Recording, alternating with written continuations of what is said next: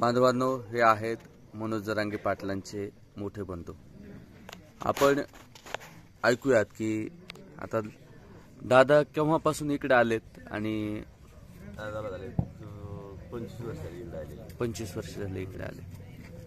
आणि दादांविषयी तुमच्या लहानपणीच्या काही आठवणी तुम्ही सांगाल का? एखादी आठवण तुम्हाला की भाऊ भावासाठी उभा राहतो किंवा भाऊ भावाच्या सोबत असतो, लहानपणी सुद्धा एखादा किस्सा असा असेल की ते तुम्हाला आठवत असेल आणि किंवा दादाला कुठेतरी चालता चालता पडले असतील, लागलं असेल, तेव्हा तुमच्या डोळ्यात पाणी आलं असेल?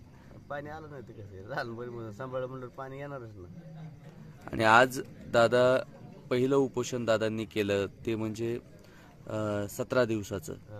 त्याच्यानंतर उपोषण केलं 9 दिवस. त्याच्यानंतर मुंबईकडं 2 दिवस आणि आता त्याच्यानंतरचं हे उपोषण 10-11 दिवस होत आहेत आता जवळपास. तर याबद्दल म्हणजे तुम्ही काय बोलाल की सरकारला आणि दादाला नेमकं आता येत्या काळामध्ये तुम्ही काय सांगणार आहे? आम्ही फक्त एकच सांगणार, आता हे उपोषण करायचं नाही. आता उपोषण कोणचं करायचंय? टिपुरे हातात घेऊन उपोषण करायचं.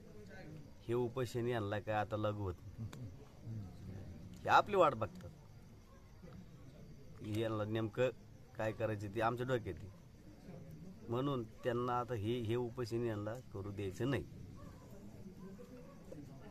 हे असं म्हणजे आमचं एक ठरलेलं आहे की आता हे उपोषण करून द्यायचं नाही. ज्या पद्धतीने ते आडत चालतील त्या पद्धतीने आम्हाला सुद्धा आडत चालायचे त्यांच्या सोबत. आता पहिले 5-6 दिवस जर बघितले तर दादांची तब्येत खूप हालाकीची होती. इथं प्रत्येक जण येऊन टाहो फोडत होता. प्रत्येक जण मोठे महिला रडत होते, म्हातारे माणसं रडत होती. तुम्ही कधी आलात इकडे? इथं मी 10 तारखेला आलेलो आहे, संध्याकाळी 9 वाजता.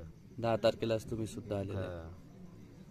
आणि तुमचा पण जीव कासावीस होत असेल, कारण कासावीस मग चालता कशा नाही आहे ना मला इथं. त्यांच्यापेक्षा जास्त कंबर गेलं ना आमचं इथं. कासच होत नाही, बिगर कासच झाल्याशिवाय आलोत का आम्ही?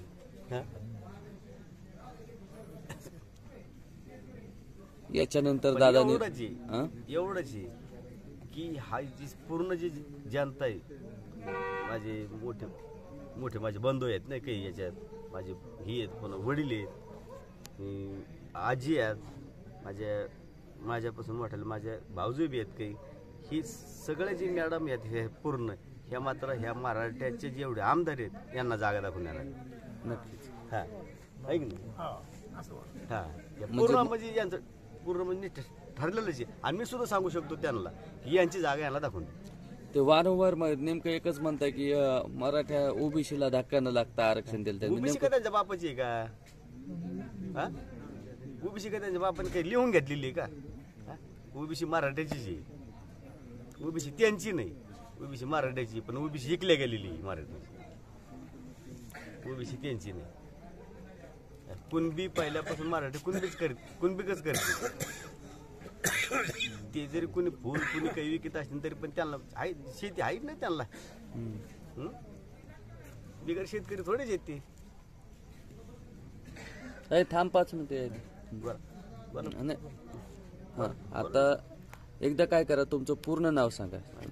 जगन्नाथराव जरांगे मातुरे. आणि हे संबंध महाराष्ट्रातल्या प्रत्येकाच्या प्रतिक्रिया अशा आहेत आणि प्रत्येक जण याच पद्धतीनं बोलतोय. जरांगे पाटलांचे हे मोठे बंधू यांच्या काय प्रतिक्रिया आहेत त्या आपण ऐकलेल्या आहेत. कारण प्रत्येकाच्या प्रत्येकाची एकच भूमिका आहे, ओबीसी प्रवर्गातून आरक्षण पाहिजे, ओबीसी प्रवर्ग आमचाच आहे, आम्हाला ओबीसी मधूनच आरक्षण दिलं पाहिजे. तेव्हा सर्वांना जय जिजाऊ, जय शिवराय. धन्यवाद बांधव.